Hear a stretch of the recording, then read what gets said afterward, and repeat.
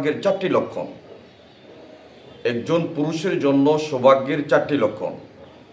আজ আমরা এই ঊর্ধ্বমুখী পৃথিবীতে বা একবিংশ শতাব্দীতে এসে পৃথিবীতে আমরা দাঁড়িয়ে সফলতাকে যেই মানদণ্ডে আমরা পরিমাপ করি, সেটাকে আমরা অনেকেই বলতে যাই যে এখানে পৃথিবীতে আমরা ওই সমস্ত ব্যক্তিদেরকে সফল বলি যাদের ব্যাংক ব্যালেন্স, ঐশ্বর্য, প্রাচুর্য রয়েছে তাদেরকে। অথচ আজ থেকে 1400 বছর আগে মানবতার মুক্তির দূত, মানবতার দিশারি বিশ্বনবী হযরত মুহাম্মদ সাল্লাল্লাহু আলাইহি ওয়াসাল্লাম বলে গিয়েছেন, কি চমৎকারভাবে তিনি বলেছেন হাদিসের আলোকে, যে একজন পুরুষের সৌভাগ্যের লক্ষণ হলো 4টি। যে পুরুষকে এই 4টি জিনিস দেওয়া হয়েছে তিনি একজন সৌভাগ্যবান পুরুষ। আল্লাহ রাসূল সাল্লাল্লাহু আলাইহি ওয়াসাল্লাম হাদিসের মধ্যে বলেছেন, আরবাউম মিনাস সাআদাত আল মারআতুস সালিহাতু ওয়াল মাসকানুল ওয়াসিউ ওয়াল জারুস সালিহু ওয়ার রাকিবুল হানিয়্যু। এই 4টি জিনিসের কথা আল্লাহ রাসূল সাল্লাল্লাহু আলাইহি ওয়াসাল্লাম বলেছেন। 1 নাম্বার, কোনো পুরুষকে যদি এই 4টা জিনিস কোনো পুরুষ যদি পেয়ে থাকে, এই পুরুষ হচ্ছে পৃথিবীর সবচেয়ে ভাগ্যবান। আল মারআতুস সালিহা, নেককার স্ত্রী। আল মাসকানুল ওয়াসিউ, একটা প্রশস্ত বাড়ি। আল জারুস সালিহু, তার প্রতিবেশীরা ভালো, নেককার। আল মারকাবুল হানিয়্যু, এবং তার জন্য একটা সোয়ারি রয়েছে চলাচলের জন্য। আমরা এই 4টা পয়েন্টের উপর আজকে সংক্ষিপ্তভাবে কিছু কথা বলবো ইনশাআল্লাহ। 1 নম্বর হাদিসের মধ্যে একজন পুরুষের সৌভাগ্যের লক্ষণ হিসেবে বা পৃথিবীতে ওই পুরুষকে সৌভাগ্যবান বলা হয়েছে যেই পুরুষ এই 4টি জিনিস পেয়েছে। তার মধ্যে অন্যতম একটি হচ্ছে যে একজন নেককার স্ত্রী। একজন নেককার স্ত্রী একজন পুরুষের জন্য সবচেয়ে বড় নেয়ামত। হাদিসের মধ্যে আল্লাহ রাসূল সাল্লাল্লাহু আলাইহি ওয়াসাল্লাম বলেছেন, আদ-দুনিয়া কুল্লুহা মাতাউন ওয়া খায়রুম মাতাউদ দুনিয়া লিমরাতুস সালিহ। পৃথিবীর সব কিছু হচ্ছে কল্যাণকর, এর মধ্যে অন্যতম কল্যাণকর হচ্ছে একজন নেককার স্ত্রী। সুতরাং পৃথিবীর বুকে একজন পুরুষের জন্য নেককার স্ত্রী থেকে মহামূল্যবান আর কোনো জিনিস হতে পারে না।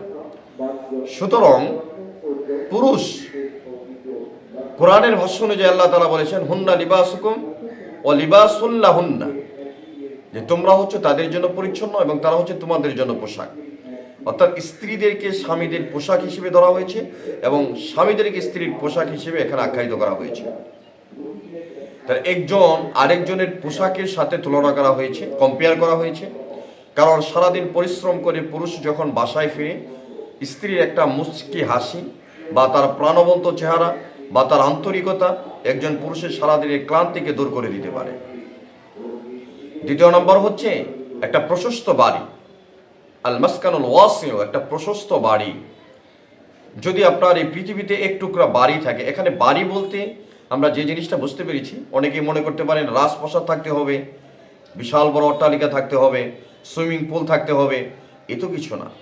আপনার পরিপাটি একটি বাড়ি, যেটা আপনার জন্য থাকার জন্য যথেষ্ট হয়, আপনার বাচ্চা কাচ্চার জন্য যথেষ্ট হয়, যেখানে আপনি স্বচ্ছন্দে থাকতে পারেন, এমন একটা বাড়ি যদি আপনার থাকে, বাস এটা হচ্ছে আপনার একটা শুকরিয়ার জায়গা।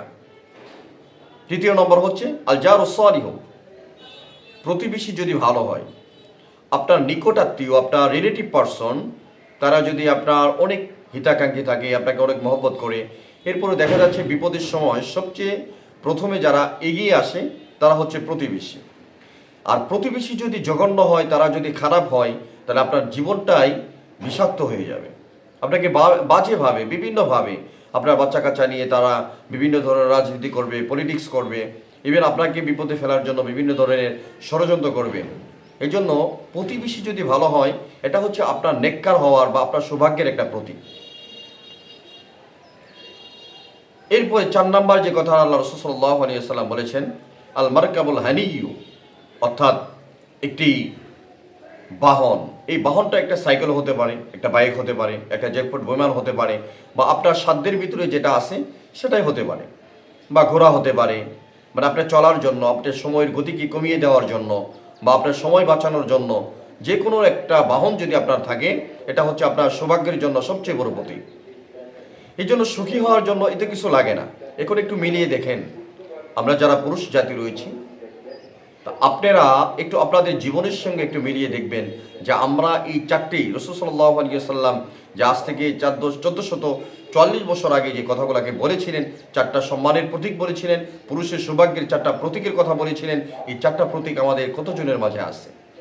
আপনারা নিজেরা নিজেদের কাছে একটু জিজ্ঞাসা করবেন, আপনি কি ঘরে গিয়ে শান্তি পান? আপনার কি প্রশস্ত একটা বাড়ি রয়েছে? আপনার প্রতিবেশীকে আপনার সাথে ভালো আচরণ করে? আপনার কি চলার জন্য একটা ভালো গাড়ি বা একটা বাহন রয়েছে? যদি এই চারটা জিনিস আপনি পেয়ে থাকেন, আলহামদুলিল্লাহ বলতে ভুলবেন না, কারণ আল্লাহ তাআলা আপনাকে সব দিয়েছেন। আরেকটা বিষয় আমরা এখানে এড করতে চাই যে দুনিয়াতে যদি আপনি সব পেয়ে যান, কিন্তু আখিরাতে সব কিছু পাওয়ার সম্ভাবনা খুব ক্ষীণ হয়ে যায়।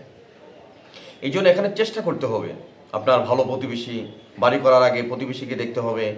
এরপরে বিবাহ শাদীর আগে আপনার ওই মেয়ের গার্ডিয়ান সম্পর্কে বা তার আশেপাশে থেকে খোঁজখবর নিতে হয় এবং কুফু সম্পর্কে জানতে হয়। এরপরে গাড়ি কেনার আগে আপনাকে একটু পার্সোনালভাবে বিষয়গুলোকে জানতে হয়।